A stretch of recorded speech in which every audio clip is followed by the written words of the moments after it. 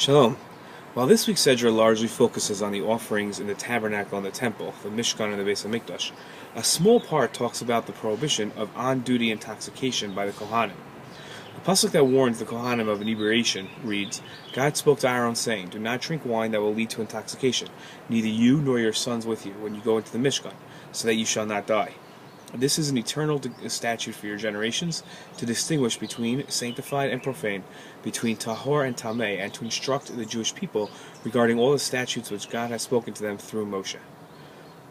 In his commentary to this verse, Rashi wrote that this section not only forbids Kohanim from conducting the service while drunk, but teaches that an intoxicated person is prohibited to render halachic decisions as well. If we look through our scholars' writings, we find that it isn't only Kohanim who are warned about drinking wine.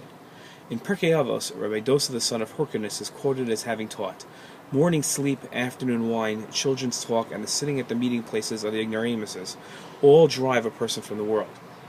Rabbi Dosa warned that afternoon intoxication ruins a person's chances of achievement, and wastes the day, and eventually one's life away.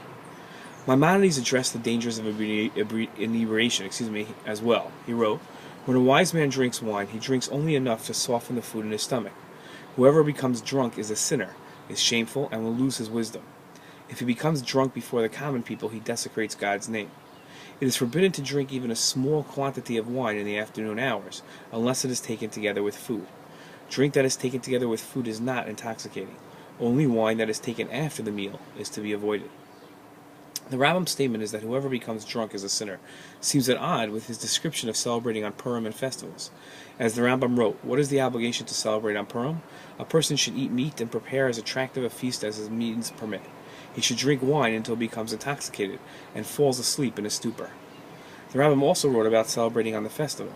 Included in the charge to rejoice on the festival is that men should eat meat and drink wine, for there is no happiness without partaking of meat, nor is there happiness without partaking of wine. How could there be a mitzvah to drink wine if it is forbidden to get drunk? The Rambam answered himself, when a person eats, drinks, and celebrates on a festival, he should not let himself become overly drawn to drinking wine, saying, whoever indulges in these activities more is increasing his observance of the mitzvah of rejoicing. For drunkenness and levity are not rejoicing. They are frivolity and foolishness. And we were not commanded to indulge in frivolity or foolishness, but rather in the rejoicing that involves the service of the Creator of all existence. The proper approach we can learn from the Torah, Rashi, Pirkei Avos, and the Rambam is that wine isn't inherently evil. It is inherently dangerous, and a person must drink appropriately. If one abuses drinking, becoming intoxicated or drinking at times that inhibits growth and accomplishment, then the wine becomes dangerous. The key, like in all things, is drinking wine in moderation. Shabbat Shalom.